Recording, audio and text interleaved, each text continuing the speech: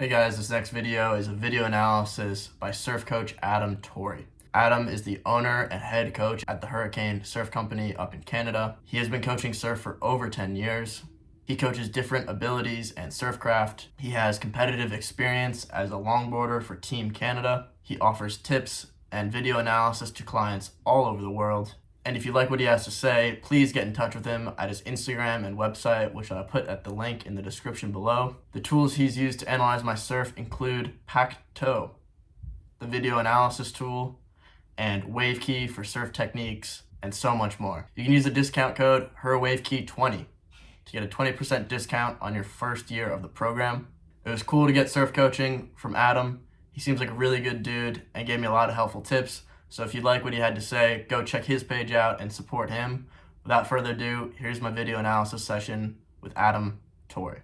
All right, Pat. Thank you for sending the clips along. Stoked to do a review for you. I just saw your stuff on YouTube, and I like how you're getting, started late to surfing, relatively late to surfing, and you're trying to use everything you can to improve as quickly as possible, getting lots of cool clips, sending it, just going for it. So yeah, and spreading the stoke, that's a key philosophy at Hurricane Surf Co. Share the stoke. So yeah, let's dive right into it. We'll try and keep this under 10 minutes. I'm going to go through each of the clips you sent me. I'm going to point out one or two good things that you've done, one or two things that you could improve on. I'm going to pull up just like a comparison video of myself surfing to show you some of the differences, the little tweaks you can make, and then I'll just show you a little bit of dryland, like practice stuff you can do on like a floor, when there aren't waves, so things like that to change your stance and learn some techniques. And I'll drop the Hurricane discount code for WaveKey, which is another awesome program. I talked to you a bit about it, but using WaveKey to basically improve your technique on dry land, and then applying it to the water. So without further ado, let's get into it. First one with the tube. Super sick. So immediately what I liked about this is I can see you eyeing the section. You're like looking ahead and you're like, okay, like you know what's coming, you're looking for the barrel. And then this is great here because you get good compression, right? Like you're bending, getting low, and that allows you to dodge that coming down lip. And that compression also allows you to squeak through. Um, well done. You made a sick barrel. And you were definitely behind it, like you were deep.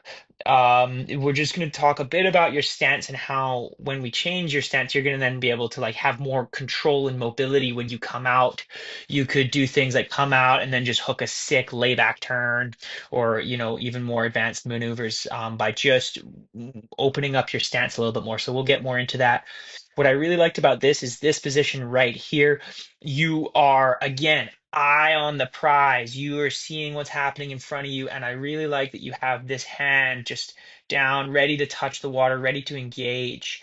And it keeps you kind of locked in the right spot. You're nice and deep.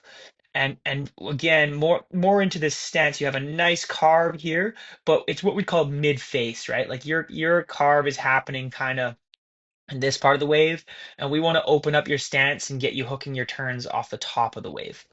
And we're gonna basically do that by just turning your front foot out a little bit. And I have a dryland demonstration to show you of that. Keeping going here though, you're putting turns together, you're taking off on the peak. So that's a really good start. Let's keep it going. This one also solid wave, nice and relaxed, like you're you know finding that wave. It just looks like you got caught here between a turn and a barrel, right? You had, you know, if I'm seeing like a tube section, it's maybe kind of like stalling and getting super deep in there. Or if you're like, oh, I'm too late for the barrel, I'm not going to get tubed. This being your nice like section to lay out a nice carve, right? So having that foresight early on, understanding at this point, okay, I'm probably not going to get barreled here, but how can I eye up? Let's just move this a second here. How can I eye up this section ahead of me? Sorry, wrong way. Eye up this section ahead of me and put a sick turn down. Right, there's just this moment here. Yeah, got a nice kind of mid-face carve, but let's turn that into a vertical rail turn. We'll talk a bit about this here. You have the startings of a good bottom turn. Is that you smiling for the camera? So here I want to see on these bottom turns, you want to get so low that this hand is actually in contact with the water here. So we're going to talk about how you can do that efficiently at the end of the video. Keeping it going. I really liked your positioning on this one. This is what we consider the peak of the wave. And if you're being super nitpicky, you can take off deep and backdoor the peak. But you have a great positioning here nonetheless, because this is really deep, really critical. And again, we're just looking, see how if you backdoored it, you've got an opportunity for a tube section here. However, that would have been super critical for sure. Um, Nonetheless, you pack it here. And I really like this. We're going to talk about um, this here because let's you have great compression, like you're getting super low, you've got that 90-degree bend at the knees, and you're ducking under the lip, you're eyeing your exit here, but your stance is what we call quite parallel. I want you to kind of get that chest more over the front knee, and so that you're kind of able to basically get a bit more weight on the front foot, but also get your weight back when you need to and try and get like that high line up there. So I'm going to show you a little comparison video. This is a clip I got, which I'm really stoked on because I was able to travel through the tube. And we're just going to look at it here where there's a slight difference in my stance here versus yours in the sense that you can just see that my chest is a little bit more over my front knee. I know it's a kind of hard to see, but the idea here is that I have the chest over the front knee, and that basically allows me to just I'm just setting up for this one, but here I'm basically able to hold my speed because I have that weight a little bit forward, right? Versus if let's just go back to this one, probably your barrel was harder, it was kind of pinching, but you're not able to really pump or drive through that by being with your chest in the middle of your knees there. We want to have that stance a little bit more forward. But let's keep cracking on because there's a lot of good stuff in there and great commitment packing that thing. Watch this have a little opening. See there, it kind of opens up. Maybe if we can kind of tuck our stance, turn our hips open, we can kind of get squeak through that. Cracking on here. Again, right, just a bit stuck between a turn and a barrel. Um, what I want you to start doing is like eyeing up that wave further ahead. Be like, what's going on over there? And the further ahead you look, you're going to be able to see, okay, is this thing going to really throw? Or maybe it's going to taper off and it's actually going to have a bit of more tapered down line, so it's not going to throw a tube. It's going to be more like a section for a good turn. So learning that wave reading skill is just going to come with time spent reading waves, and I'm definitely guilty of trying to get barreled on waves that aren't barreling, and or trying to, yeah, that's definitely a common beginner error, but starting to link some really nice turns here, kicking out with control. Love this angle here. I'm just seeing, yeah, so nice turns, right? We want to get that. We're gonna show you this stance that hopefully will let you take that turn off the top there and get some real big spray, big release of the fins. I can't tell you enough about how much Wave Key has helped me just correct things like my stance, feel more confident doing more vertical turns because it breaks down everything, take off, bottom turn, top turn, and all the maneuvers. What I really liked about this one was how you started to use pumping. So that's the next thing I'm gonna tell you about. I'm gonna give you a stance dryland drill and give you a pumping dryland drill. But your use of that speed allows you to then shave off all that speed. And it's too bad the boat was in there because this is probably your nicest carve. You can see tons of spray coming off there. Or I'm not going to pump up your tires too much, but a good, of some spray happening off the wave, right? Shows that you generated speed well with those pumps.